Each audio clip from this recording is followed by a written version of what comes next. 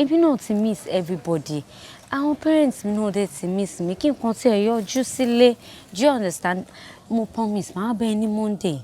Monday. Ẹ ṣe bí Monday náà ò jìnnà. Ó ṣe kúkú dúró dè mí dọ̀la. Ṣé ọ̀la lèmi ṣàfẹ́ lọ? Adéjọ́ máa lọ pọ̀. Màá tún fìyẹn mú ẹ dọ́dọ̀ wa láti fi lè máa wọ́n tèmi. No now. Báwo ni mi ò ṣe ní kọ́kọ́ délé títí wá ilé àwọn parents mi kí n tó tẹ̀lé wọ délé. He does not speak well of me. But tó bá dé fi gbogbo ẹni sọ́tàn. So I'm selfish, àbí? Well. Kí ni? Well. No. I'm not doing outside. No. Don't worry, I promise. Má wá bá ẹ lé. Ìwọ náà ọmọ gidi kò kì í ṣe bẹ́ẹ̀ yẹn náà. Tó àìpò ti tọrọ mi sìn. Tó ti ṣe your house is home first. Ṣebí dì ní ẹ̀ tí mo ṣe ní kò tẹ̀lé mi délé. Bó ṣe wo mọ̀ wípé ọ̀dọ̀ mi lẹ máa kọ́kọ́ wà ní. Ẹ wá ní obìnrin. Kó táwa ṣe lágbára nìyẹn. Kò tí gbé kan. Ká ṣe fọ́tò. Lọ́yà jẹ́ ya fọ́tò. Ó bẹ̀rẹ̀ yẹn dà pé ojú òkan yẹn àbí. Lọ́yà farms mi díẹ̀, farms mi. Farms mi díẹ̀, farms mi. Farms mi. Ìwé fine. Ó bá máa ṣe dùn. Fine boy. Fine. Gbogbo ìṣe fine. Ó lọ. Mi lọ́mọ. Kí á o fẹ́ gbé mi mọ́ra.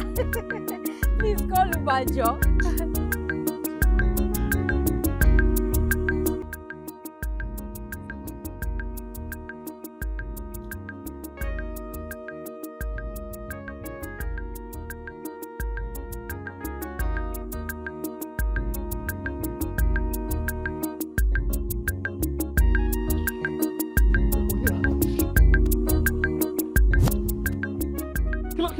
Ẹ̀bẹ̀ òṣìwò ló ń bẹ̀ mí sí. Ẹ̀bẹ̀ kí ló ń bẹ̀ mí sí?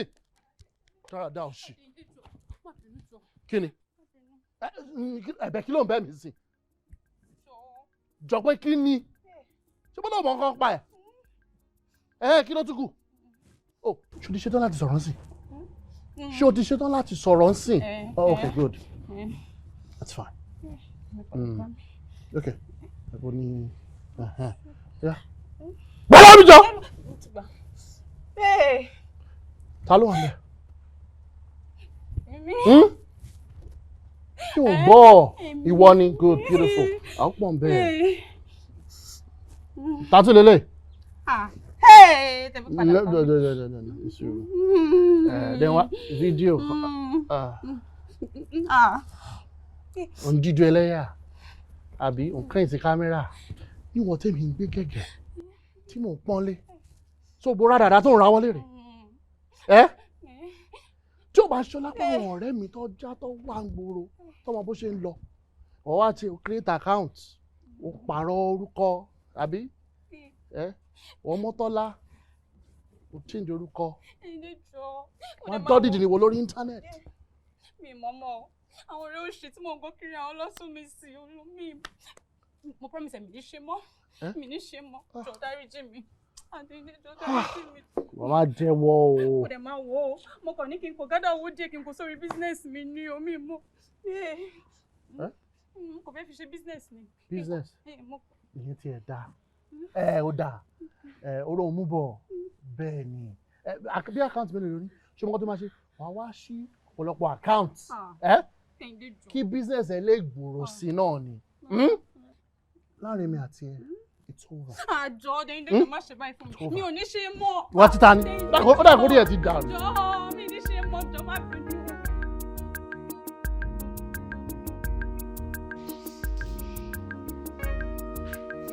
Okay, mo ti bọ̀. Ilé ọ̀dà pé kàn ṣe ẹ́ ti o gbọ̀gbọ́n tó tẹ bẹ́ẹ̀.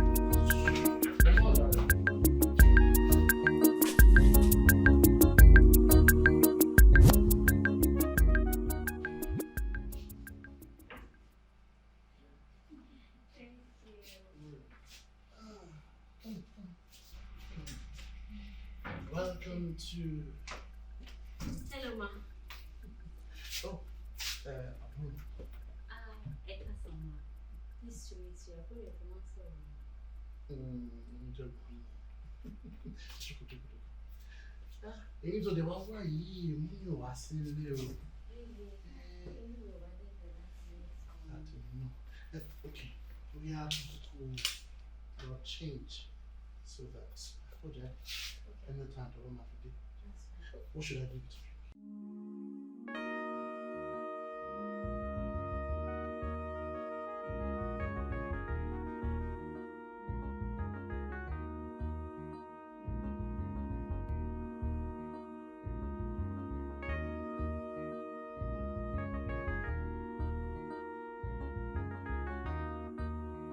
Ọjọ́ orí ló ń làgbà, ọjọ́ orí,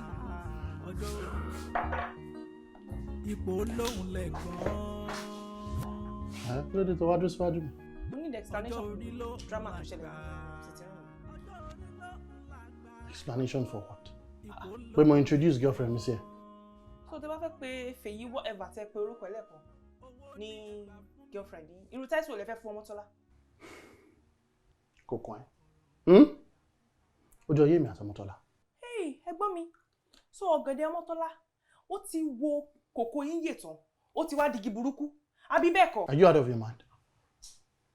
Ṣé kò máa ṣe ẹ́? Really? Ẹ̀gbọ́n mi. Ṣé every time tí bá ti ń correct ilé bá sọ fún mi pé orí mi dàrú? I don't like it o.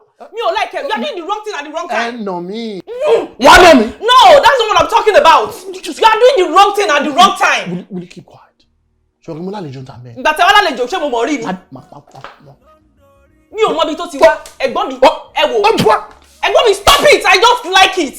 I don't like it. For the one building from nowhere. Can I say come to no Nico? Jáde kúrò mi. I won't leave. Jáde kúrò mi. I'm going nowhere. Jáde kúrò mi. Ẹ wò ẹ fi mí sílẹ̀.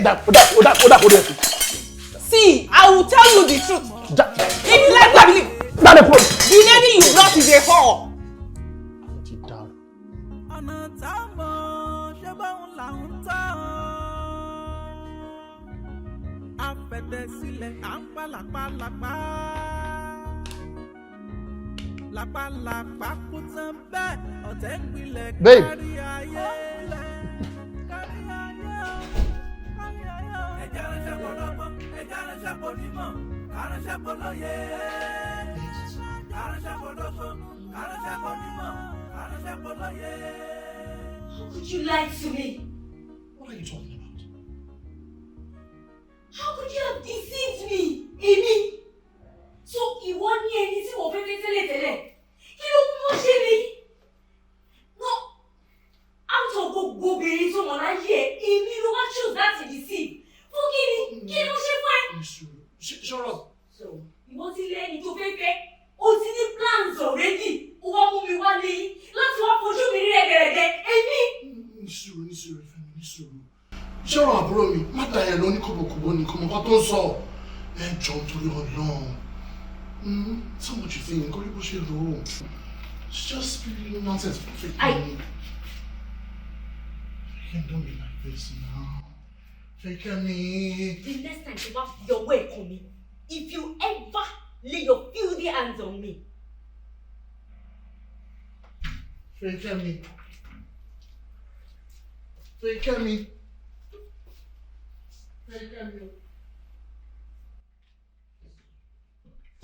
No, my dear, say what? Biire! What? My dear, Biire! Biire!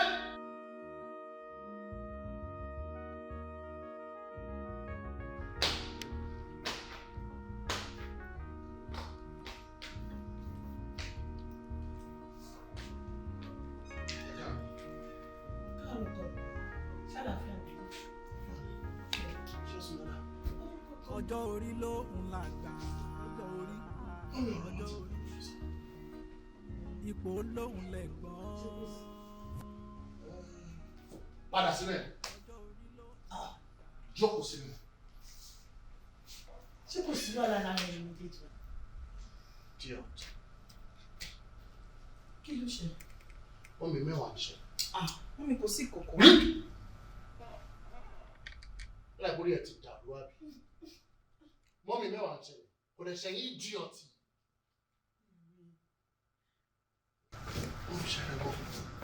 Ṣé ẹ rántí wípé mo ní mo máa mú ọ̀rẹ́ mi wá lánàá? Sọ fún mi bẹ́ẹ̀ fi sí ilé. ọ̀rẹ́ mi bá dé o.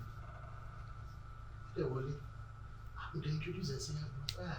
Inú ẹgbẹ́ dùn láti rí kí ẹnu rẹ́rìn sí aṣọ yáyà. Ẹ bá rí ojú tó fi ń wò ní kí ní burúkú yìí. Níyàn tó bìkítà ojú kọ ẹ̀. Ẹ bá gbọ́ àdúgbò ọ̀rọ̀ tí ọmọ yìí sọ. Kí ni ò fi ọmọbìnrin yẹn wí? Kí ni ò sọ tán? Ojú tí ọmọbìnrin yẹn fi kú mọ́ bí bàlá. Bí mo ṣe ń sọ lé, a máa bú mi, a máa sọ bí ṣe ṣe sí mi. Wọ́n mi, ẹ bá mi kì í nílò ọ̀. Nígbà tó máa sọ ní torí ọmọ Tọ́lá kan torí ọmọbìnrin kan. Mo lè sọ fún èmi àti ọmọ Tọ́lá àlejò ní ìkọ̀kọ̀ pọ̀ mọ́. Kò gbọ́ sí mi lẹ́nu. Ẹ bá mi kì í nílò ọ̀. Ẹ lè kúkú mọ̀ mi ò kúkú lè ṣe kó láti ṣe kó nídìí. Tèmi yé mi. Ẹ bá mi kì í nílò ọ̀. Ẹ mọ́ lọ́mọ ẹ mọ̀ mi ó. Mami, tí ò tọrọ bá wà ńlẹ̀, ẹ jẹ́ ká sọ. Ẹ̀gbọ́n mi ẹ wicked. Yes! Ládùúrú effort tí Ọmọ́tọ́lá ṣe fún ẹ̀gbọ́n mi. Mami, gbogbo ìgbà tí ò fi sí owó lọ́wọ́ yín, Ọmọ́tọ́lá ló máa ń send owó sí ẹ̀gbọ́n mi. Now that she hasn't sent you money. Yes, ó ṣojú mi. Ọmọ́tọ́lá ló máa send owó sí ẹ̀gbọ́n mi. Ẹ̀gbọ́n mi ti wá gbàgbé gbogbo ìyẹn. Wọ́n ti gbàgbé gbogbo effort, gbogbo sacrifice ọmọ yẹn. Ẹ̀gbọ́n mi ti gbàgbé gbogbo ẹ̀. Ẹ wá mú ọmọ kan wá, ẹmú yẹn náà kàn wo bọ̀. Ó kàn wo bọ̀. In fact, ẹ wò, mami ọkùnrin ò lọ́hùn o. Èmi ṣe máa ń sọ ń tèmi jẹ́jẹ́jẹ́. Mi ò lè ní boyfriend débi pé mo máa marry. Sórí ọ̀rọ̀ burúkú ẹ̀yìn. Èmi tí mo pọ̀ ò lè sọ̀rọ̀ yẹn kó hẹ́ẹ̀dì sí mi tó gidi. Ò lè marry. Ẹlẹ́dàá mi ò mà ní jẹ́ rírú ẹ̀. Jésù tí mo sì kò ní jẹ́ kí n rírú ẹ̀. Ò ní marry báwo? Ó máa marry. Nígbà tí mo bá ṣì wà lórí ayé yìí, ó máa marry. Mo ń ṣe tọmọ lọ́mọ nínú ìjọ tó yẹ pé gbogbo ẹ̀ yọrí sí rere. Abẹ́ máa gbọ́ ọ̀rọ̀ burúkú. Ọmọ ìṣẹ̀lẹ̀ fẹ́ gbọ́n ẹ máa kára ẹ̀ sókè. Wàhálà ti ẹ̀yìn wàhálà di ayé ẹ̀yìn. Bóun kó má rí kó má rí. Sí ọ̀dọ̀ dání lọ di ṣẹ́rẹ́ kó. Mo máa sọ fún gbọ́. Ìwọ lè gbọ́n, ìwọ lọkùnrin inú ilé. Wọ́n bẹ̀rẹ̀ bọ̀rọ̀ ìmọ́lẹ̀ káàbúrò bá yájú sẹ́gbọ̀n ẹ̀jẹ̀ ká dáṣẹ́ rẹ̀ fún. Idiot lọmọ yìí. Sí bíbà kò sójú yìí. Lọ́dún kan tó bẹ̀rẹ̀ wà bíbà yìí kò tẹ̀ ẹ̀. Nọ́ọ̀sẹ̀ tó bá mi tra. Bí wọ́n ti sọ ayé ló sọ pé kò ó gbómi ẹni. Ẹ wò ẹgbọ́n mi. Wọ́n mi ẹ jẹ́ kí n sọ̀rọ̀. Ẹ̀kọ́ interrupt mi. Ẹ jẹ́ kí n sọ̀rọ̀. Ẹ ní bí wọ́n ṣe kó tó bí ọṣẹ látẹ̀kọ̀. What is it now? Ẹ wò kò tí ẹ bá kàn mí o. Ẹ tó bá wù ní kẹfẹ́. Bó wù yín kẹfẹ́ Ọmọ́tọ́lá ọ̀rẹ́ mi. Àbí kẹfẹ́ wọ́n gbé ọ̀tẹ̀ kọ̀ mú wá ní ọjọ́ wo ìyẹn ò kàn mí. Ṣé ẹ rí nǹkan tí ìmọ̀ sọ fún yín ni wípé ẹ wo bí ṣé ní gbogbo márùn-ún tẹ̀ ń rò lọ́kàn yẹn tí mò ń gbọ́ yẹn tẹ̀ ẹ̀ sì ń rò lọ́kàn tí mo sì ń gbọ́. Ẹ wò kò lè work. It will take you 2, 3 kí ni mo ti ẹ̀ ṣọ trash that 6 years to come ẹ̀ tí ṣe wedding decision.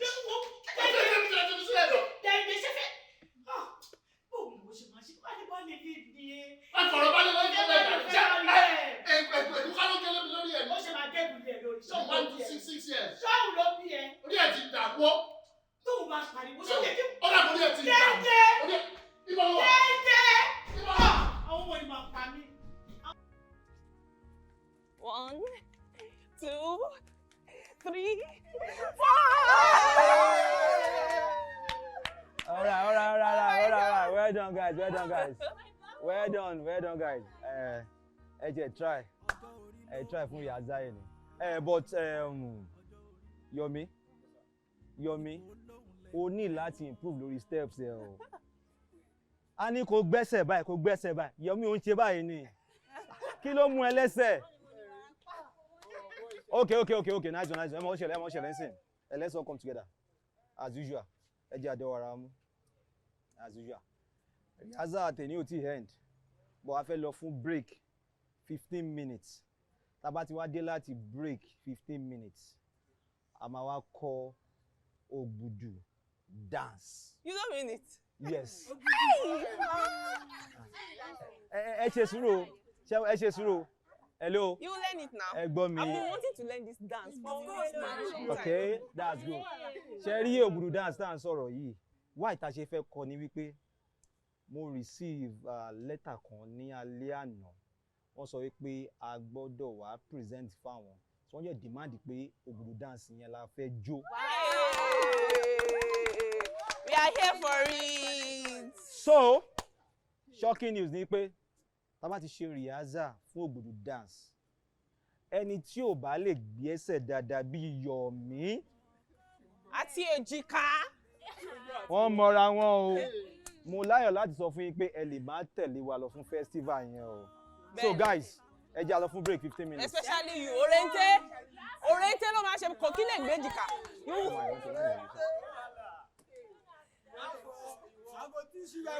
Ọmọtọ́lá. Orente. You don't sabi anything. Pẹ̀lẹ́ ọ̀rẹ́ mi. My baby boo, sorry darling. Melo Remi. Sorry. It's alpha. Ogudu dance me, Borio. Hey, God, don't forget to. I don't sabi like 50% of it. Out Barry, I'm the best dancer. Remi Timojo. Or could you run? Imagine, I'm Timojo ne kuwa. Automatic comment on like.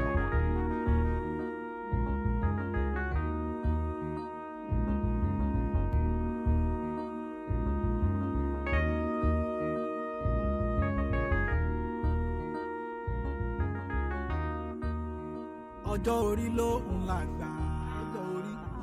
Ọjọ́ orí. Ipò ló ń lẹ̀gbọ́n. I'm telling you. Olabode ọ̀pọ̀. Ọjọ́ orí ló ń làgbà. All right, no problem.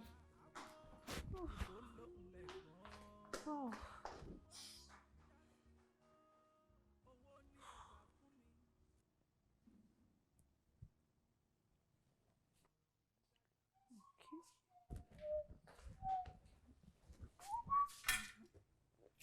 Thank you, Bob.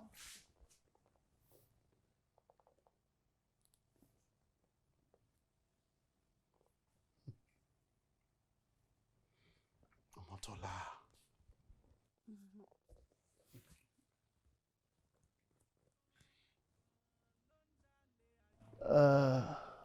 Ṣó mọ orí ọ̀fẹ́ tó ń jẹ? Ó mọ̀. Ó mọ̀. Bẹ́ẹ̀ ni ó mọ̀. But since you've decided to play dumb, I'll help you out of that mystery. Exactly.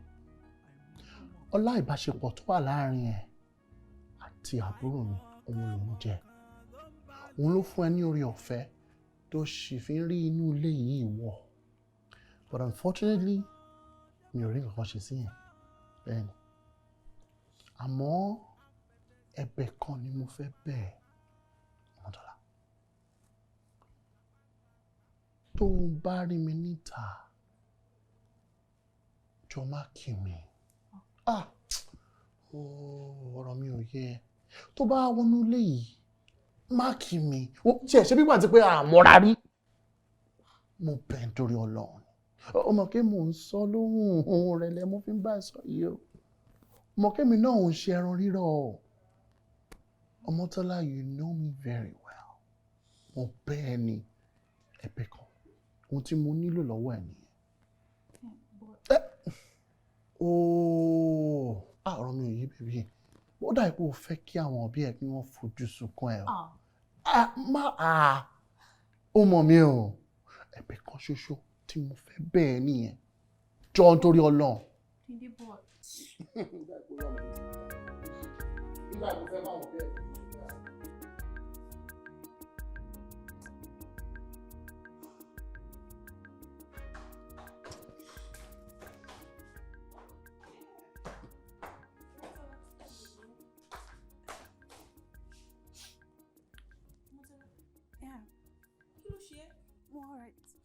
All right. Now this is not you. Okay, don't do your phone sissy. I'm okay. Motola, I know you better. I'm all right. Ìfẹ́ máa lọ lé.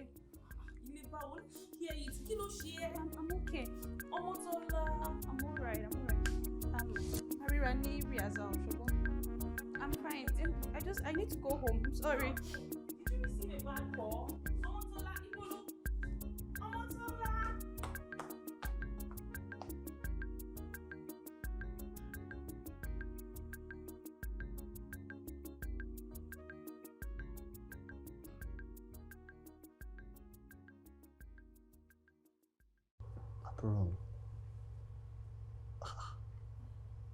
ni mo fẹ́ bá ẹ sọ̀rọ̀ kan fún mi tẹ fóònù.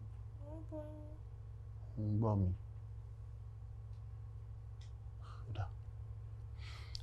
Mo nígbàgbọ́ wípé by now a ti mọ ohun tó wà lára mi àti Mọ́tọ́lá. I mean, that I've ended things with her. Yeah, Momo. Good. Bó tilẹ̀ jẹ́ pé kò really sọ pàtó fún mi nǹkan tó ṣẹlẹ̀ láàrin ẹ̀yin méjèèjì. But you know, I needed to respect your decision because it's your life. Thank you so much. Ṣé kó àpọ́nlé mi. Thank you. Àbúrò mi. Mo wá ń rò pọ̀kàn. Mo fẹ́ lọ yọjú sí Ìfẹ́ Ìkẹ́mi lọ́la. Actually, mo fẹ́ lọ bẹ̀ ni. Mo wá wò pé á dá tí èmi àti bá jọ lọ. Yes, that's because mo rántí nǹkan tó ṣẹlẹ̀. And á tún jẹ́ bí àǹfààní fún ẹ láti ṣàtúnṣe. Kó má bàa máa fojú ọmọ burúkú wẹ̀, which you are not. I know I've got the best sister in the world. So yẹn mo wá rò pé kí ká jọ lọ. So ọ̀la mo fẹ́ lọ. Lẹ́mọ̀ kó máa tẹ̀lé mi náà. Ọmọ gidi ni ọmọ dáadáa ní. Anyways, I'm sorry to disappoint you, bro. I've got lots of plans for tomorrow, so you look at my little. Yeah, and I think you should go alone. Yeah. So, Emily settle differences in, and I'm pretty sure she's kind enough to forgive you. As for me, I'm not going anywhere, please. And lest I forget, and make sure pé prompt ẹ pé, and make sure pé ẹ sọ fún wí pé kò sí àyè wedding fún yín o till the next 6 years to come. Yeah. Yeah. 6 years. That's a good one. Yes, you did. Yes, you did, Egbomi, and it's not funny. Bẹ̀rẹ̀ nìyẹn. Ó máa ṣe small mom. Ṣé wọ́n ló máa sọ gbà tí máa ṣègbéyàwó fún mi? Wà lára ẹ̀. Àbí jókòó sí jẹ. Àwọn àti wa ní ṣá máa tẹnu mọ́ 6 years, 6 years. Kí ló ń ṣe? Àwọn adáyé pọ̀ jàre. Àwọn àbí jókòó sí. 6 years. Ṣo mọ age mi ṣá? 6 years. I ṣe pé mo pààyàn. Yes, you did. And it's not funny. Biire, you're not joking, right? I'm not joking. Yes. Kí ló dé? Ẹ̀gbọ́n mi. Ṣé ti gbàgbé ọ̀rọ̀ sister wa ni? Ẹ fẹ́ sọ fún mi pé ìrántí. Ire.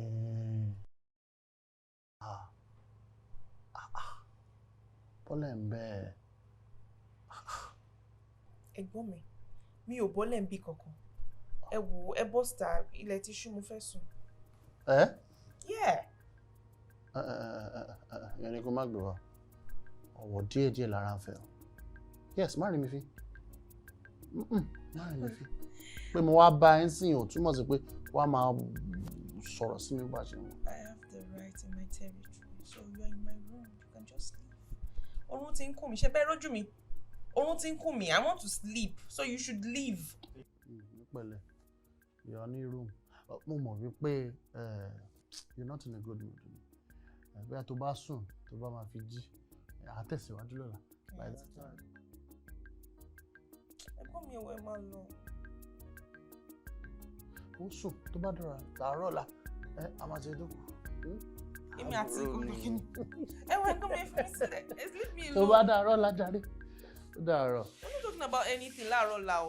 Ó dàárọ̀ ọjọ́. I already made my decision and that's fine now.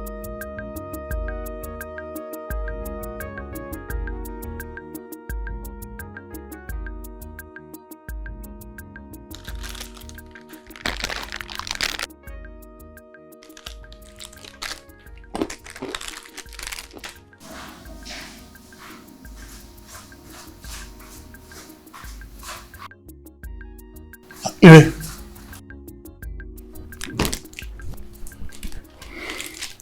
Jọ̀ọ́ súnmọ́ mi.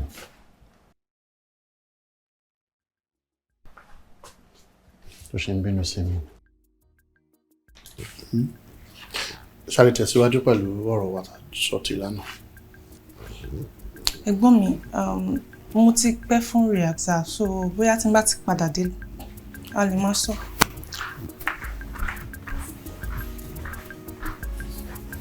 So, bí bọ̀bọ́ yẹn ṣe wá ṣe bẹ́ẹ̀ nìyẹn. Ìgbẹ̀yìn ní gbogbo ẹ̀, gẹ́ yẹn wá dàbẹ̀ ni pé wá the victim of circumstance. So, mo wá ní ìbéèrè kan fún gbogbo wa. Ṣé ẹ̀ ń gbọ́ mi? Ká ní wípé àwa ni ìṣẹ̀lẹ̀ yẹn ṣẹlẹ̀ sí. Ṣé a máa ever forgive ẹni yẹn? Mo dá ọgbọ ẹ. Ẹ dúró. Ó ní can never be you. So o lè ever forgive ló sọ yẹn. Imagine irú nǹkan bẹ́ẹ̀ yẹn alpha man. So everybody na support you àbí? Ẹ má bínú hold on. Ire Olúwa jọ ṣé o sọ mí sí pé kò sí nǹkan tí yàn lè ever ṣe fún ẹ tó lè ever forgive èèyàn. No, that's what I was talking about. Nǹkan tí mo mean nǹkan ni ẹ má get me wrong. Sherry, for me to forgive someone, ó pín sí ìpele méjì. So ó ní nǹkan mi téèyàn lè ṣe fún mi tí mo rò pé it's nothing, I can forgive it. But Sherry ìtẹ̀ ẹ̀ṣẹ̀ sọ́tọ̀ yìí, I'm so sorry. Really, I don't think so. Mi ò lè forgive ẹni yẹn o, never. Guys, hold on. Kọ́kọ́ mo fẹ́ kó yé gbogbo wa o. In as small way jẹ́ wípé we are entertainers. Àjẹ̀tún máa ń dáwọn èèyàn nínú dùn dáadáa. For the fact pé we act, we dance. Ẹ má gbàgbé pé a tún jẹ́ preacher fún àwọn audience tó ń wò wá o. Torí wọ́n ń wò wá gẹ́gẹ́ bí àwòkọ́ṣe and pass message jáde. Now when we now talk about forgiveness, ó dá fún ọmọ ènìyàn láti máa ní ẹ̀mí ìdáríjì. Nítorí wípé tí èèyàn bá ṣèyàn tí èèyàn bá dáríjì, ẹni tí wọ́n ṣẹ̀ tó dáríjì ẹni yẹn ìwọ gan ló ń parẹ́ lára. For example, Táíwò ṣẹ̀ mí, mo ń bínú sí Táíwò. Bí bá ní mo máa bínú, tó bá ń ṣe tó máa bínú, ó ṣe lè máa bínú. Bóyá wọ́n progress mo ń bínú, bóyá kò progress mo ń bínú. Ẹ jọ̀ọ́, ṣé mò ń dánú ara mi dùn ni àbí mò ń para mi lára? Àmọ́ tí bá dáríjì Táyé láti inú ọkàn mi wá, èmi gan-an inú mi gbogbo ohun tó wà nínú mi á rọ̀ wálẹ̀. It is called an appeasing spirit. An appeasing mi máa wọlé, ó máa flow nínú mind mi. Mi ní gbé ti ẹrù àti nǹkan mi. So ẹ jọ̀ọ́ jẹ́ máa ní lẹ́yìn ọkàn wa pé kò sí nǹkan téèyàn bá àti ẹ̀ lè ṣe fún wa ká máa ní ẹ̀mí ìdáríjì. Now to our rehearsal. Story tí mo jẹ sọ sílẹ̀ ń sìn yìí, a máa rehearse ẹ̀. Àwọn tó máa wá play character nínú story yẹn láti lè bring out the beauty of that story. Lady tá à ń sọ̀rọ̀ nínú story yẹn gangan tó jẹ́ lead character, Ire Olúwa ló máa ṣe, ló máa play character yẹn. Ẹni tó máa ṣe boyfriend yẹn, mo ò bí a ká lo but tí wọ́n pé wọ́n jọ mọ́ jù, ẹ jẹ́ àlọ́ ẹni tó mọ́ra díẹ̀. Gbọ́ tèmi, ìwọ ló máa ṣe bọ̀bọ́ yẹn. Dáadáa, ìwọ ló máa ṣe ọ̀rẹ́ tó ṣe àkóbá fún. Mi gbọ́ yín ná, ṣùgbọ́n wàá ṣàbúrò ìwọ babyface.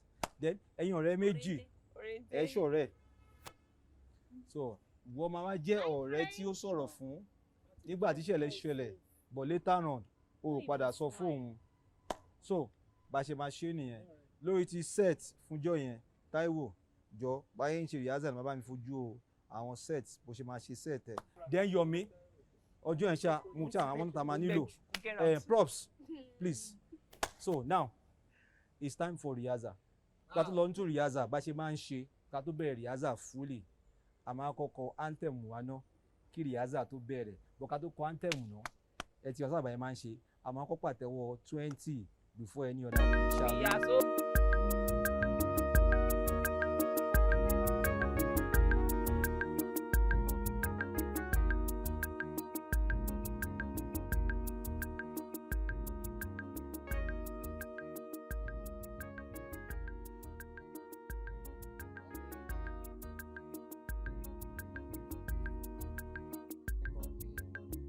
Mami.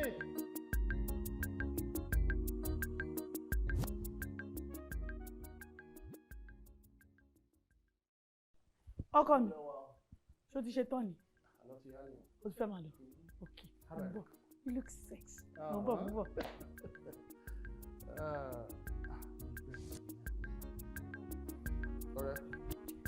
Wo ọkọ mi, ò ní rárìnrà. Ṣó ṣàgbàdúrà? Okay, mo ti gbọ́. Bó ṣe ń lọ bó ṣe ń bọ̀, mo rí ẹbọ ní ẹ̀jẹ̀ Jésù. Nǹkan kò ní ṣe.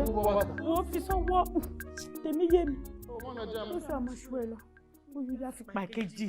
Fi pàkéjì kó ṣe báyìí sójú ẹ. Àánú Ọlọ́run á tẹ̀lé ẹ lọ, á máa tẹ̀lé ẹ bọ̀.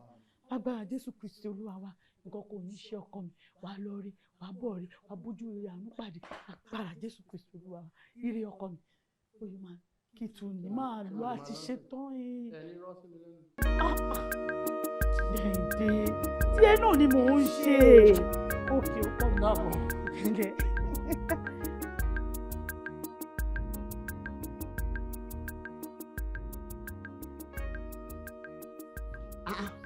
Bọ̀bọ̀ yìí wàhálà ti pọ̀ báwo ò ní níbo bí tó o sọ yẹn o ṣe máa lọ tán padà ni wàá tán padà wàá ṣe máa mọ sórí street orí tán tá yẹn ibẹ̀ gangan ló ń bọ̀ mo mọ̀ pé ó mọ̀ náà ìwọ ọmọ Oòduà tó jẹ́ akátá wàá sọ̀dún sẹ́kọ̀ọ́ bọ̀wọ̀ kan sí ẹ jà lọ́tàn wọ́n yẹn kan mú ẹ o don't pick up don't make us while you're driving ṣáà ra wọn tẹ jẹ́jẹ́ kọ́ má gbọ́ lọ́wọ́ ẹ̀ fáìbọ̀ mọ́mì ó dọ̀ máa tẹ̀ padà. Kí ló ṣe ń tà? Mọ́mì ẹ mọ ọ̀rẹ́ mi ti máa sọ fún mi tí mo lójú akátá yẹn tí mo ló ń fine tó pọ́n spotless tí máa ń sọ pé ó máa ń pè mí láti òkè òkun gbà yẹn ó wá kí mi ní.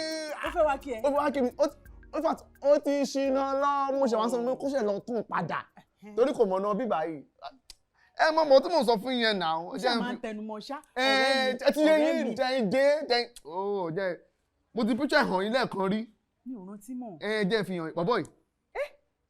Spotless. Ọládé. Mo mọ̀ pé má. Dúró náà o, ṣé òyìnbó leléyìí ni àbẹ́yàn dúdú? Òyìnbó bá wo ọmọ Oòduà tọkàntọkàn ni ó gbóyìn bá bí bẹ́ẹ̀ ṣe ń wo yẹn ṣùgbọ́n mo tó fine mo ti mọ̀ pé tẹ́pátí tó sàn yẹn wọ́n máa fẹ́ bò jẹ. Ọjọ́ tọ́lọ́run dá ilé Ọlọ́run dìídì fàyè fi ara balẹ̀ tó fi dání. Wàhálà ní sátidé Ọlọ́run dá ní sátidé ọmọ dùn. Wá gbọ́ o ṣé ó fẹ́ wá kí ẹ kó gbé ẹ jáde ni àbí. Kó tẹ̀ sí dénà tó bá dénà àjọ a máa sọ bó ṣe ń lọ. Kọ́ládé mọ nǹkan tó ṣẹlẹ̀ mo gbọ́ wọn. tó bá ti dé mo fẹ́ fojú mi méjèèjì báyìí mo fẹ́ fi rí kó lè mọ̀ pé o ní ìyá gidi. Ó yá o ní ìyá tó ta sọ́sọ́. màmá nìyẹn. Ọmọ mi o. Màmá nìyẹn. Ní kó dúró dè mí o. Ó máa dún. Mo kàn fẹ́ sáré ra nǹkan bẹ̀ yẹn ni. Ok. Jẹ́ kó dúró dè mí o. Kò sí wàhálà èmi ká tó dé ń ta síra kó bá tún lọ tún máa mú kó tún lẹ́gbàá tààrà. Fèyíkẹ́mi àsìkò tó dé ètí ẹ̀dá àwọn kọ́sítọ́mà ò bọ́dà jàbọ́ yín ọ̀dọ̀ ọjà bíi ti tẹ́lẹ̀ mọ́ gbogbo ẹ̀ kàn ń gbowó lé lórí lójoojúmọ́ ni èmi ò mọ ọkọ ta lè ṣe sí o.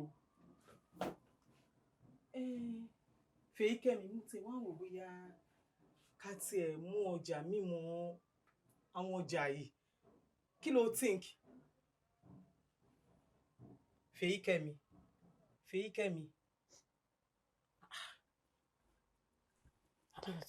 Fèyíkẹ́mi so gbogbo ọ̀rọ̀ tí mi sọ láti àárọ̀ mo kàn ń sọ̀rọ̀ dálẹ̀.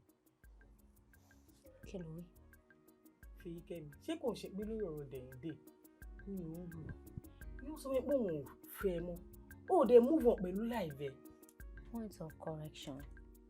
Dẹ̀yìndé ò sọ pé òun ò fẹ́ mi mọ́ kò kàn tí break up pẹ̀lú ex ẹ̀ ni. Fèyíkẹ́mi ó dà tí ó bá wá break up pẹ̀lú girlfriend ẹ̀ kí ni nǹkan tó fẹ́ ṣe sí? Kò sí nǹkan tí mo máa ṣe sí i ó máa break up pẹ̀lú ẹ̀ náà ni ìgbà wo ni wọ́n ní break up. Fèyíkẹ́mi ó lójú tì o ṣé Dẹ̀yìndé nìkan lọkùnrin tó wà láyé ni move on with your life mo bẹ sọ̀rọ̀ látẹ̀kọ́ ó jókòó síbí báyìí ó ń ronú ọkùnrin kan tí ò wúlò tí ò rí ti ẹrù. Move on lọ síbo ibo mo sọ fún ẹ pé mo fẹ́ move on lọ wo jẹ́ kí n sọ fún ẹ bóyá ò tí mà bí mi tí sọ fún ẹ tẹ́lẹ̀tẹ́lẹ̀ ṣorí Dẹ̀yìndé tó wọ̀n yẹn àbákú la ṣe wúrẹ́ mi àtẹ̀ we move anywhere. mo ti fi kẹ́ mi Dẹ̀yìndé ò rí ti ẹrù mọ́ tí nǹkan rẹ̀ dáadáa o. ṣé wọ́n lo ní láìfù mi ni àbí láìfù Dẹ̀yìndé kí ni ti tiẹ̀ gan ó dẹ̀ kọjú mọ́jà tó ń bá mi ta. ìwọ náà. Dìbò ọmọ ẹni tí ò ń mi kò máa ń kankan o.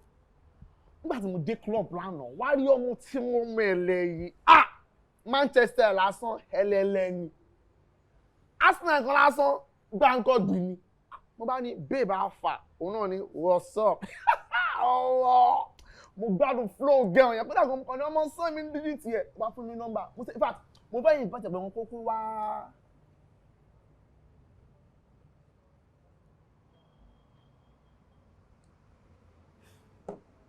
Dìbò ṣé nítorí ọ̀rọ̀ ọmọ yìí sìn ló jẹ́ kó ṣe kó dorí kọlẹ̀ báyìí kí ló ṣẹlẹ̀. ṣé kò tó ń torí ni. why you lost in thought. ṣé kò tó ń torí ni ṣé o mọ bó ṣe ń lọ kò sí èyí tó ń ṣẹlẹ̀ tó mọ̀ pa ọ̀rọ̀ èmi àti lady this lady is my life. wá ní ṣé kò tó ń torí ni. bọ̀ Dìbò ṣé èyí tó ti wá dùn mí bẹ́ẹ̀ ni wípé kò tiẹ̀ fún mi ní orí ọ̀fẹ́ láti ẹ̀ ti lè rí kí n bá sọ̀rọ̀ kó tiẹ̀ gbọ́rọ̀ tẹnu mi kí n lè ṣàlàyé fún báyìí lọ̀rọ̀ ṣe rí gẹ́lẹ́ mo ti wá fura sí wípé àfàìmọ̀ kó má jẹ́ wípé ó tiẹ̀ ti block me on all social media platforms I can't access her at all. Chill. ọ̀rọ̀ yìí fẹ́ máa dòótọ́ bọ̀.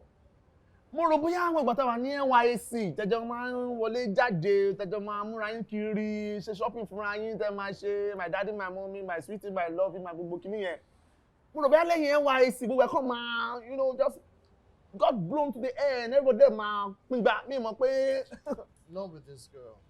pé olórúkọ máa jọ ẹni. I just don't understand. Ó tiẹ̀ fún mi lórí ọ̀fẹ́ kí n tiẹ̀ rí.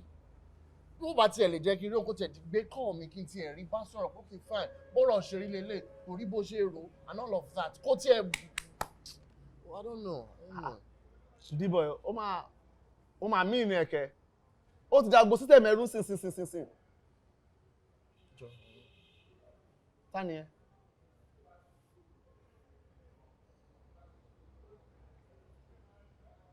Dìbò. Excuse me. Yeah, hello? Yeah.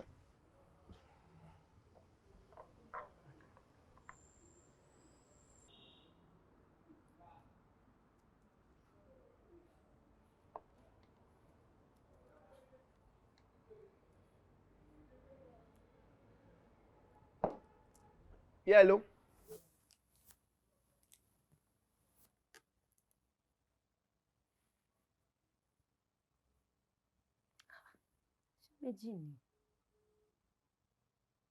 Méjì ni bàtà ẹ̀fọ́ ni.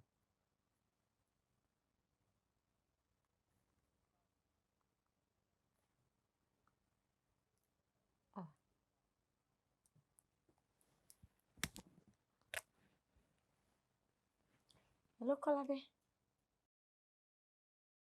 Wà ókè o, ìwọ ńkọ́? A dúpẹ́, a wà lẹ́nu ẹ̀ à ń ṣe. Ọjọ́ kan pẹ̀lú, ṣé dáadáa ni? Pẹ̀lẹ́ kí ló ń ṣẹlẹ̀?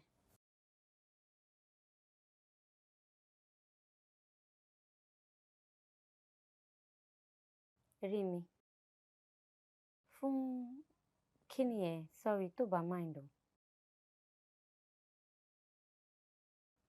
Tí mi ò bá mind. As in, okay, all right. Níbo lo fẹ́ ká ti pàdé? Ṣo fẹ́ wá sí store mi? Okay, that's fine. No problem.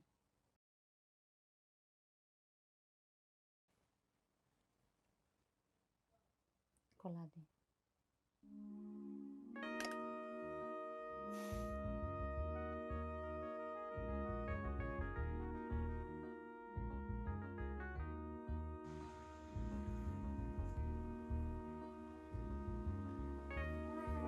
Feyikemi. How are you, baby? Very well, thank You're looking you. bad. Thank you. Please. Ojú tó rí ẹgbò má di tira àti ẹ̀rí brake light ẹ̀. Àbí náà ó òkè tọ̀hún ni kò jẹ́ káráyè òkè tìbí o kọ́lọ̀ ṣàlùwà. Yeah, I understand. Well, it's okay. It's okay. How are you? So. Ẹnu ká mi o. Mi ò kọjá bá wí. Good to see you. All right, same here. So báwo ni ṣé ìwà àti Dẹ̀nẹ́dẹ̀ ti sọ̀rọ̀? Sọ̀rọ̀. No. A sọ̀rọ̀ àbí kò pé mi náà ò dẹ̀ pé. Feyikemi. Akọ àwa àti Dẹ̀ndé yìí ó dà pé grade 1 ni. Kí ló ṣẹlẹ̀ gangan? Gbọ́ káró sọmọ́dì káró di máa sọ kí ni sáà máa ti gbófo ni. Òun kò pè mí ẹ̀yin máa kọ́ pé ọdún kò ẹ̀ ní ìdí gbogbo ilé mo dẹ̀ pé nífẹ̀ẹ́ ara yín ẹ̀ kàn ń ṣàkọni. Olade, Dẹ̀ndé ló ṣẹ̀ mí now. I expect him to call and apologize. It is not calling, then why must I call him? Fún kíni? Torí pé ó jẹ́ ta ni. Àràkùn tí mò ń sọ nìyẹn. Àràkùn tí mò ń sọ nìyẹn. Kò mátà. Ìfẹ́ ni kò mátà gbogbo ilé tẹ́ ń gbàgbẹ́ ní gbàgbọ́ ọtí kò ní ìdẹ̀. Wo jẹ́ tètè ya wá nǹkan ṣe kó tó di pé wọ́n gbà mọ́ ẹ lọ́wọ́. Pé hot cake ní bọ̀bọ̀. Hot cake ní ìwọ náà mọ̀. Èmi ńkọ́? No, ṣé o mọ̀ pé òun yẹn handkerchief ní tí anybody kan lè gbà anyhow. Wọ́n máa fẹ́ gbà kán gbàjáre ta ló ń gbà gan sef. Besides, bí Dẹ̀yìndé ṣe wà yẹn kò síbi tó ń lọ. He will always come back to me. Èkùrọ́ lálábàákọ́ ẹ̀rọ èmi àti ẹ̀bù ṣe wà yẹn. He is not going anywhere. Fèyí mo like confidence ẹ̀ kò lè lọ anywhere. He can't, and if he wants to go, well, better men are out there. Bẹ́ẹ̀ ni kò dénú ẹ̀. If he wants to go, better men are kò dénú ẹ̀. Ẹ̀yin jẹ́ pé méjì báyìí wọ́n dàpọ̀ tí ọ́ glue yín pọ̀ báyìí rẹ̀. Anyway, jẹ́ bẹ́ẹ̀ má bínú pé mi ì ti ẹ̀rẹ̀ ọ́fà nìkan tó máa jẹ kí ló fẹ́ mú kí ló fẹ́ jẹ. ọ̀rọ̀ yìí dájà kú akátá tálábà wà lájà. Ọ̀lẹ́ ṣe láyélá. Oh my goodness. Owó ẹ̀fẹ̀ tó dé sọ fún ọ pé you're joining the billionaire gang.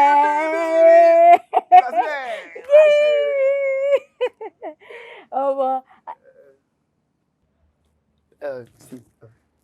Fèyíkẹ́mi mi fẹ́ kó bínú ni sórí ọ̀rọ̀ tó wà láàrin méjì mo fẹ́ kó wà resolved lẹ́nu so yeah jọ just take it easy. So Fèyíkẹ́mi just I arrange a few things kẹ́kọ̀ọ́ fi mọ́ọ̀tọ̀ mo ń bọ̀ sí. Fèyíkẹ́mi jọ má bínú sí mi má bínú sí ọ̀rẹ́ mi wípé ó fọgbọ́n tó ẹ̀ wá síbí báyìí. Nígbà tó o gbé kọ́ọ̀lù mi mọ́ mo pè é o gbé kọ́ọ̀lù ẹ̀rù dẹ̀ ń bà mí má bínú sí mi jọ. I'm sorry. Look, you know I would never stoop so low to hurt you. Nígbà tí mo mọ̀ pé okay mo ní nǹkan fi ẹ ṣe I want to introduce you to my family that was why I told you to come. Mi ò dẹ̀ ní wá ní irú èrò yẹn lọ́kàn kí wọ́n á tún wá gbé obìnrin ní ìsílẹ̀. Fèyíkẹ́mi bá mi sọ̀rọ̀ náà. Sorry. Jọ̀ọ́ nítorí Ọlọ́run. Jọ̀ọ́ má bínú sí mi jọ̀ọ́ nítorí Ọlọ́run. I won't deliberately hurt you. You should know that.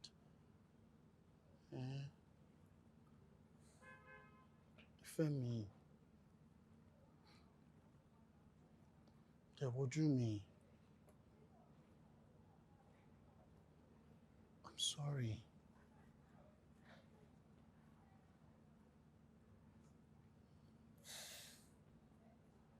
Bá mi sọ̀rọ̀.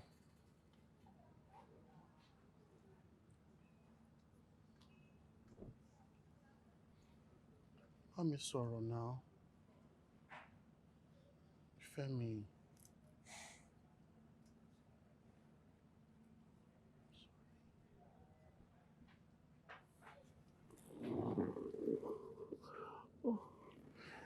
Ṣé o tún mọ̀ sí pé o ti dáríjì mi? Oh, thank you so much. Oh, I miss you so much. Ah, ṣẹ̀ṣẹ̀ wá balancing ni. I miss you too. I miss you too. I miss you more. Má bínú sí mi ṣùgbọ́n jọ.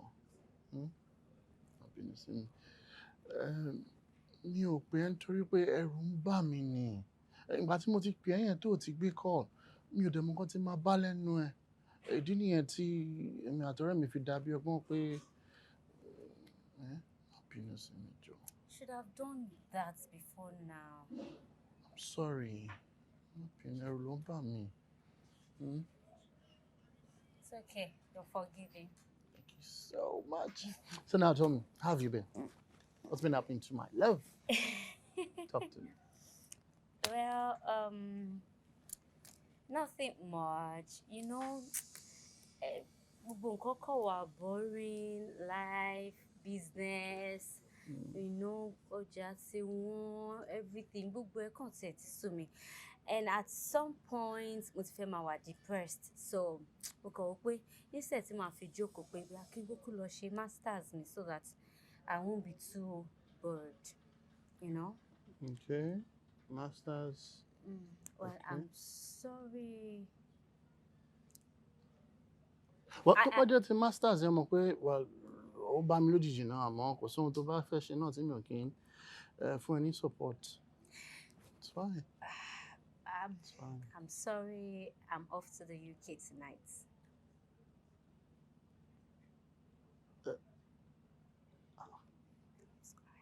What? I don't understand. Alẹ́ yìí ni mo ń lọ sí UK. Alẹ́ yìí. My program starts next week. Ṣó ṣe ń bínú sí mi ni? Mi ò bínú. I'm happy you came now. But má worry ààrẹ. It's just UK. Wá wá bá mi now. You can always come. It's just UK. O dẹ̀ sọ UK bí gbà tí kò jẹ́ pálọ̀ sí yàrá. UK. Babe. That means you had all of this planned out. No. Of course, ọmọ pé mo máa kàwé sí, but ìgbà tí you were not available, you were not around, so mo kàn rò pé jẹ́ kí n ṣe nǹkan kan for my life so that I will not be wasting so much time. Don't worry, we'll fix your visa so you can come in at any time. Anytime. But in the meantime, orí fóònù mi ti máa bá ẹ sọ̀rọ̀ àbí. I was going to tell you anyway.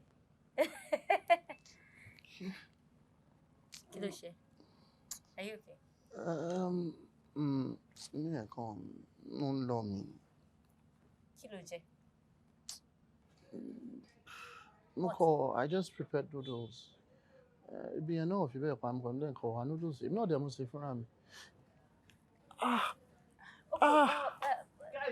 Ṣo fẹ́? Kọ́nà fi ṣe ìyàsún mélòó fẹ́ ṣe tẹ̀lé máa tó rẹ̀. Ó ń complain pé ní inú ń dùn something. Inú kẹ̀ gbàtún ní ẹgbẹ́ rẹ̀ báyìí. Ṣé o ti jẹun rárá nìyí? Ó lóun jẹ noodles, bóun lòun ṣe máa ń everything.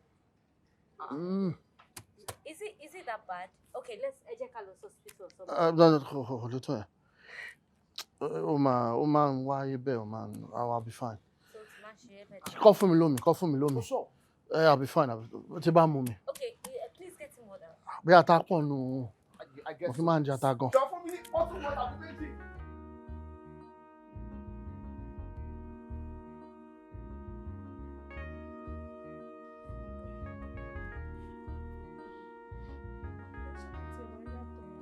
Ọjọ́ orí ló ń làgbà. Orí yàtọ̀, tí wàá ní mo rí yàtọ̀. Ipò lóhùn lẹ̀gbọ́n. Mami, kí la fẹ́ ṣe báyìí? Olówó láti fẹ́ gbé ẹgbẹ́ mami. Ẹ̀gbọ́n mi easy, take it easy. Sorry. I'm here. Mami, ẹ bá mi bẹ̀rẹ̀ ní kó dáríjì mi, mo ṣe ire, ẹ bá ní kó dáríjì mi. Ṣẹ̀mí, how? Ẹ̀gbọ́n mi ẹ̀ ṣe kọ́kọ́ fún mi. Gbogbo ọdún mẹ́fà, gbogbo ìlérí ọdún mẹ́fà tó máa ń ṣe fún mi. mo ti rí pa ìjọ dáríjì mi. Ẹ̀gbọ́n mi why? Ẹ̀gbọ́n mi nǹkan tí mo mí kọ́ nìyẹn now nǹkan tí mo mí kọ́ bá mo. Oh my God, gbogbo ọdún mẹ́fà tí mo máa ń sọ, this is not what I meant. Ẹ̀gbọ́n mi ò lè mean any I'm saying now ẹ̀dẹ̀jọ́ mi ò ṣe mí kó tó ṣẹlẹ̀ ni pé sister mi.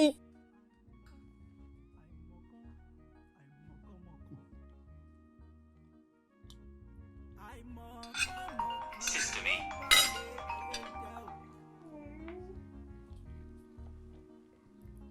Hello, sister me. Nothing. I'm happy to hear your voice now. Ṣé mi lè rẹ́rìn mọ́? Okay, yeah, ẹ̀gbọ́n mi náà wà níbẹ̀.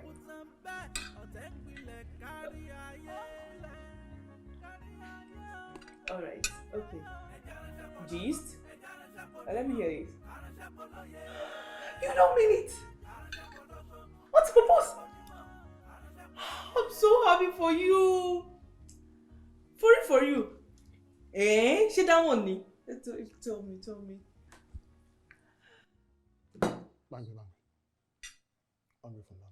Bangbe. Hello, sister mi. Àlàáfíà mo. Yẹ kí ni mo gbọ́ tẹ̀sán sí? Mo gbọ́.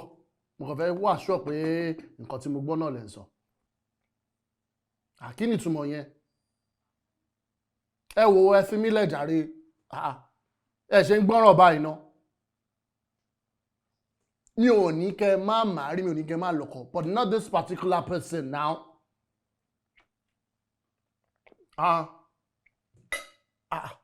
Ẹ bí mi pé kí ló ṣẹlẹ̀? Ṣé yóò mọ̀ kan tó ṣẹlẹ̀ ni? This guy is not good. It's not good for you. Báwo lè ṣe wá sọ̀rọ̀ ayé di ẹrú ìfẹ́ báyìí ná? Kí ni? Ẹ wo ẹ lè fẹ́. Ó propose kò propose sí kẹ́ dá proposal ẹ̀ padà fún. Mo ti gbọ́. Èmi ti sọ tèmi. Kò ṣe kìíní kò ṣe kìíní pọ̀ bẹ́ẹ̀ kọ́ máa ṣe yín bó ṣe wù ú. Ẹ wo èmi ò lọ́wọ́ sí. Count me out. Màá gbá ojú fún ẹ sìn. Are you drunk? Ṣé ẹ fẹ́ gbọ́ tí nǹkan bá ṣẹlẹ̀ ohun tẹ́ bá rí ń bẹ̀ faramọ́ kò sí èyí tó kàn mí. Ẹ̀dẹ̀ kú nǹkan tó wà nílẹ̀ tí mi ò bá ó dà ẹ má dẹ̀ fi gbogbo ẹnu sọ. Mo ti gbọ́. Aṣojú èmi àti yín. Ọjọ́ orí ló ń lágbà. Ọjọ́ orí. Èmi ní kẹ́yìn. Ipò ló ń lẹ̀gbọ́n. Àbórí ń ta lé ta ní kọ́ má dà lóhùn. Ọjọ́ orí ló ń lágbà. Ọjọ́ orí ló ń lágbà. Ipò ló ń lẹ̀gbọ́n. Dẹ́yìndé. Inú mi dùn pé mo pè ẹ́ o dẹ̀ create time out of your own busy schedule too láti wá rí mi. Ẹ ṣe wọn kú. Kó lè pè mí kí n má dà yín náà. Iná lẹ kó fún wa bí bàbá. Nígbà tí ẹ ti ránṣẹ́ pè mí, ìṣẹ̀lẹ̀ ẹ̀rù kọ́kọ́ bà mí. Wọ́n pé ìṣòro iléeṣẹ́ kan tí mo ti ṣe ń kú ni. Ṣé mo pé ẹ̀ ń dédé pè bẹ́ẹ̀ tẹ́ bá dẹ̀ pè bẹ́ẹ̀ yẹn. Inú mi dùn fún nǹkan tó sọ pé mi náà mo kò fún ẹ ní bàbá. Bí mi náà ṣe busy sí torí pé ọ̀rọ̀ family kò ń ṣe nǹkan téèyàn máa ń fọwọ́ yẹpẹrẹ mú. Ẹ̀gbọ́n ẹ̀ Kẹ́mi òun ló pè mí. Ó ní ẹni tóun fẹ́ fẹ́ kò lè sọ yí pé rárá kò lè ṣe ṣe. Ìdí tí mo ṣe pè ẹ́ ni pé kí ló dé kí ló rí tó fi sọ bẹ́ẹ̀. Lórí ti sista mi sá kò sọ̀rọ̀ ńbẹ̀ o bẹ́ẹ̀ ni lóòótọ́ mo ní mi ò fọwọ́ sí ẹni tó láwọn fẹ́ fẹ́ kò ń ṣe pé mo ní kọ́ máa marry I mean absolutely not but nǹkan tó ṣẹlẹ̀ gangan ni wípé this particular idiot tí wọ́n ń sọ pé àwọn fẹ́ fẹ́ yìí ọkùnrin lèmi náà àkànṣe kìíní kò ń ṣe kejì kò ń ṣe kẹta ó kàn ṣe sista mi bó ṣe wù wọ́n ni pàtó dẹ̀ ń ṣe wípé túláàsì ni ọkùnrin pọ̀ ń gbòòrò. mo mọ̀ pé o mọ bí mo ṣe jẹ́ sí ẹ. bẹ́ẹ̀ni sá. o dẹ̀ mọ̀ pé o ti délé ayé yìí síwájú ẹ. Let me tell you something. Only point. Kò sẹ́ni tó máa rẹ́ni tó ní ẹ̀gbọ́n ẹ̀ lára tó dẹ̀ máa lajú ẹ̀ sílẹ̀ pé kẹ́gbọ́n ẹ̀ fẹ́. Bọ́ ọ̀rọ̀ ìfẹ́ ò rí bẹ́ẹ̀. Òun ló wọ bàtà. Òun ló mọ ibi tó ti ń ta òun lẹ́sẹ̀. Ṣorí nǹkan tá à ń pè ní ìfẹ́. It's all about forgiveness. Ahọ́n àti eyín àtọjọ́ tó ti bí ọmọ tọ́mọ ti dàgbà díẹ̀ tó ti wo eyín náà ti jọ wà. Wọ́n dẹ̀ ṣe jọ máa wà títí nìyẹn. Wọ́n máa ń jà. Uncle àmọ́ ohun tá à ń sọ yìí náà kò ń ṣe pé bóyá wọ́n sorin òun àti bọ̀bọ́ yìí náà pọ̀. Wọ́n ṣe dandan kò ń ṣe túláàsì gbà tó ọ̀ṣọ́ ọmọ ọ̀yá. Sori mọ dandan.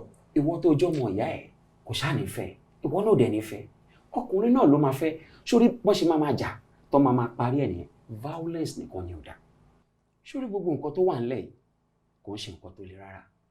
Òun náà ti sọ fún mi pé òun bọ̀ wá sẹ́kọ̀ọ́. Tó bá ti dé àtiwọ́ àtèmi gbogbo wa máa jókòó a máa yanjú ẹ̀. Wọ́n nǹkan tí mo fẹ́ kó wá at the back of your heart òun ni pé ọ̀rọ̀ ìfẹ́. So ẹ̀gbọ́n mi wá pè yín láti fẹjọ́ mi sùn so wọn lè pè mí kó sọ fẹ́mi kò sí wàhálà èmi lèèyàn burúkú báyìí nínú mọ̀lẹ́bí.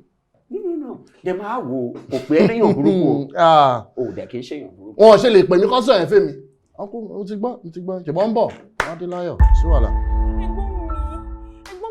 Ilẹ̀ báyìí mọ́mì ṣé ẹ rántí pé torí ọ̀rọ̀ yìí náà ni sista mi ṣe fẹ́ travel wá láti wá settle issue yìí pẹ̀lú ẹ̀gbọ́n mi tó fi ní accident tó fi kú.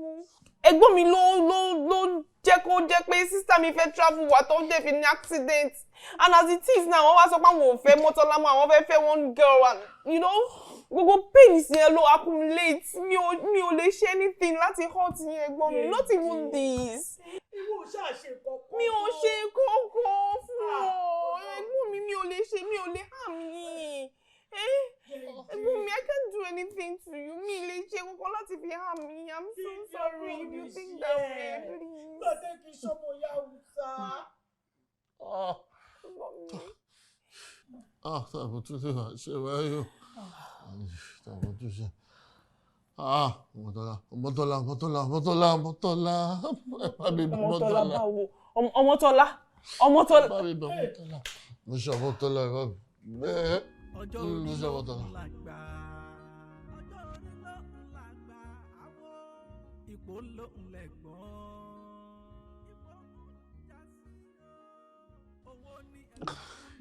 Dèndé ò ṣẹ̀ mí. Bó ṣe Ọmọtọ́lá bó ṣe. Ò ṣẹ̀ mí. Dèndé ò ṣẹ̀ mí. Ò lè ṣẹ̀ mí. Nítòótọ́, nǹkan tó ṣe fún mi, ó dùn mí gidi gan. Ó dùn ẹlẹ́dàá mi. Àmọ́ ò ṣẹ̀ mí. Ìbínú ẹ̀ yé mi. Ṣebí nígbà tí o ní ìdánwò fún final project ẹ ní school. Tí eré dẹ̀ jẹ́ kí n mọ̀ pé owó pọ̀ lọ́wọ́ mọ́ mi. Òun làwọn ọ̀rẹ́ mi fi kọ́ mi ní nǹkan tí mo ṣe tó fi ká àṣìṣe yẹn mọ́ mi lọ́wọ́. Mo ṣe pé ó mú èmi náà. Iṣẹ́ yẹn ni mo ṣe tí mo fi gádà owó tí mo sẹ́ǹtì ẹ̀ tó fi ṣe final project ẹ ní school. Nítorí ìfẹ́ tí mo ní sí ẹ̀ ó dẹ̀ ni mo ṣe. Mi ì lè intentionally ṣe nǹkan tó máa hurt ẹ̀. And subsequently àwọn owó tí mo sẹ́ǹtì ẹ ní school ìdí iṣẹ́ yìí náà ni mo ti rí Dèndé.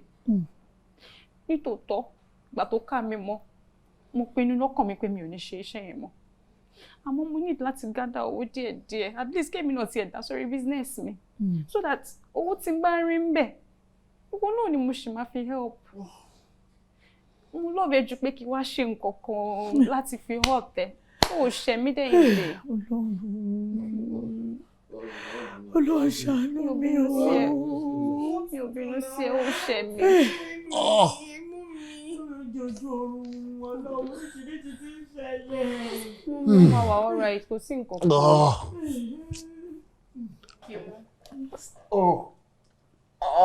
Tani?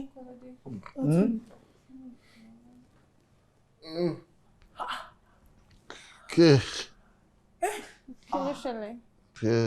What have you done to my brother?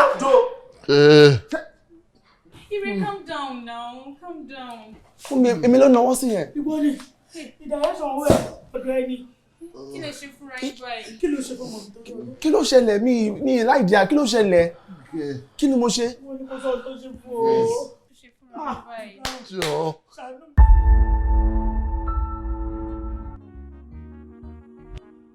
ọ̀rọ̀ yìí dàjà kú akátá tálábà wà lájà.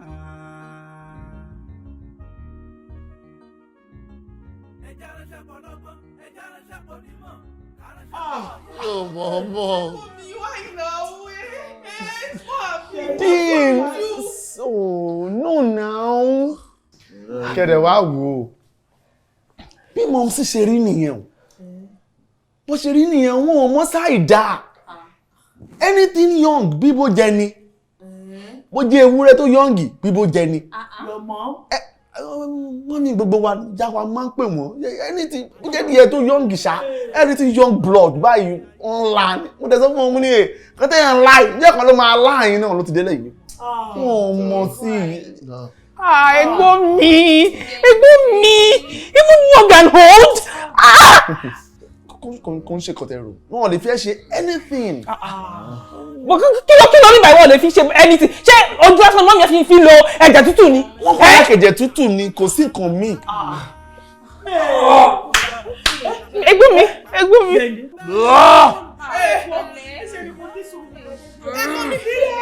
My phone!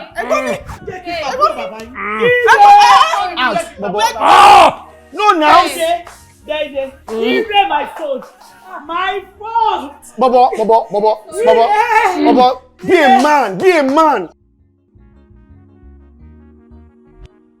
ọ̀rọ̀ yìí dàjà kú akátá tálábà wà lájà. ẹja ránṣẹ́ pọ̀ lọ́gbọ́n ẹja ránṣẹ́ pọ̀ nímọ̀ káránṣẹ́ pọ̀ lóye.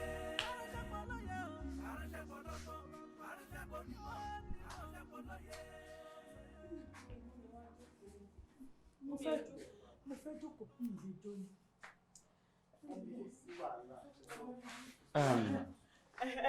Àbúkọ mi.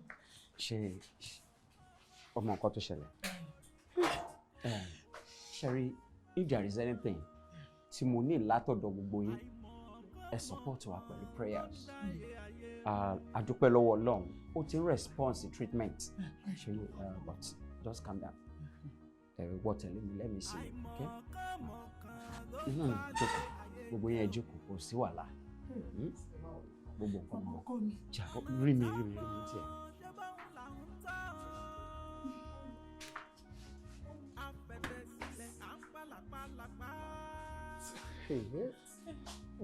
Farabalẹ̀.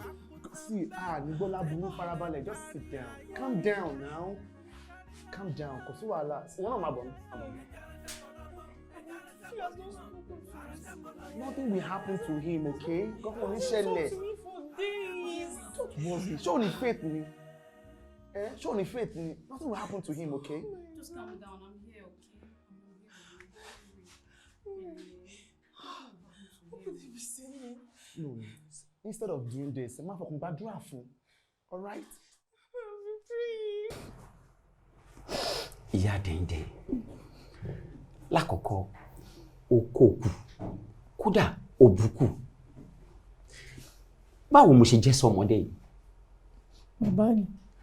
Ó mọ̀ pé mi ni mo kù ní bàbá fún. Apart pé mo tún jẹ́ doctor. Even kó jẹ́ pé mi ò kìí ṣe doctor gan. Ẹ̀yin òbí, ọmọ tẹ́ bá bí, ẹ gbọ́dọ̀ kẹ́ mọ̀ kí ló ń ṣẹlẹ̀ láyìíká ọmọ, kí ló ń ṣẹlẹ̀ sí ọmọ. Wo bí àníkẹ́ni kankan má ṣe ẹ̀sìn, àní ká má gbàgbọ́.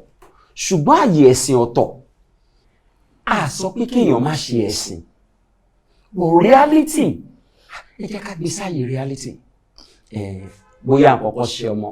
Àní gbàgbọ́ pé ó jẹun lójú oorun ni, spiritual attack ni, kíní kan ni. My dear, come off it. Now, nǹkan tó ń ṣọmọ yìí. Hepatitis B.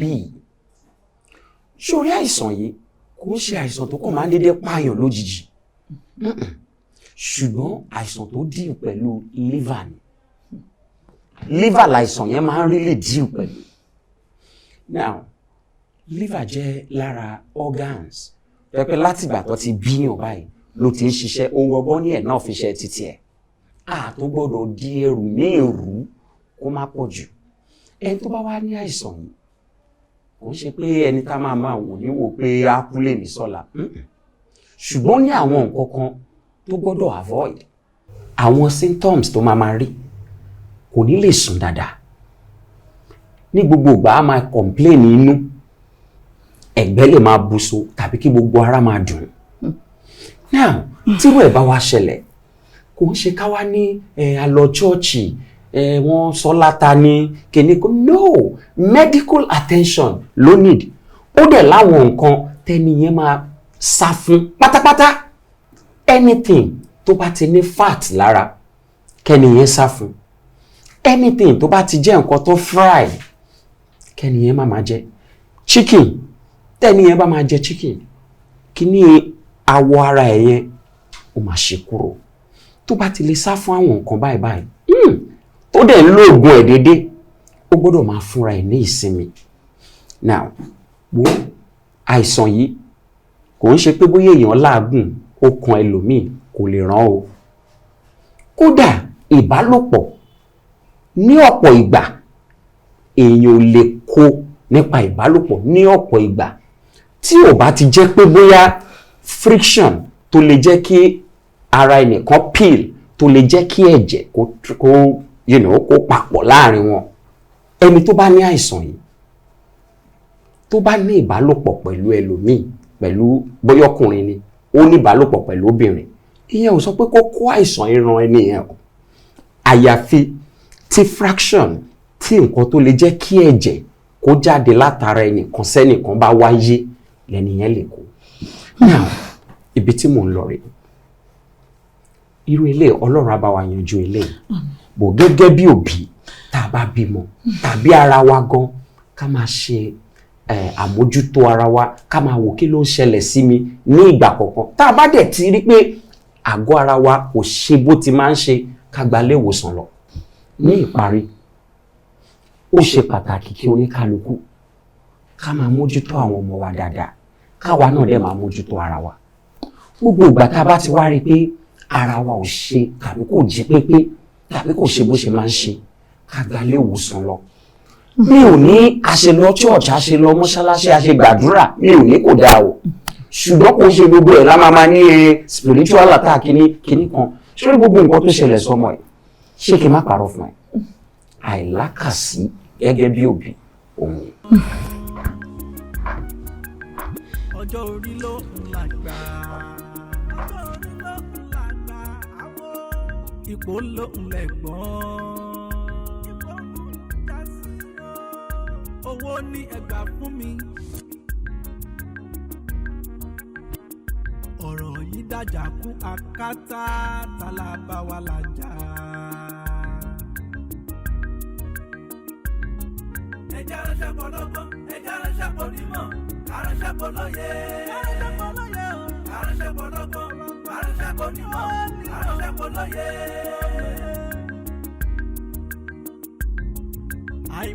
Àìmọ̀kànmọ̀kàn ló ń dalé ayé rú, ló ń dalé ayé rú. Àìmọ̀kànmọ̀kàn ló ń dorí ayé kodò. Àìmọ̀kànmọ̀kàn ló ń dáyé ayé rú.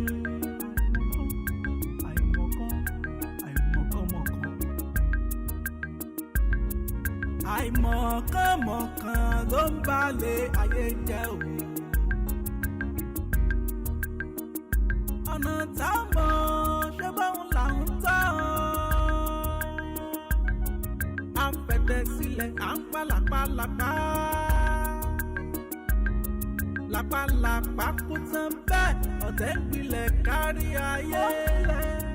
Kárí ayé o, kárí ayé o. Ẹja ránṣẹ́ pọ̀ lọ́gbọ́n, ẹja ránṣẹ́ pọ̀ nímọ̀, aránṣẹ́ pọ̀ lóye. Aránṣẹ́ pọ̀ lọ́gbọ́n, aránṣẹ́ pọ̀ nímọ̀, aránṣẹ́ pọ̀ lóye.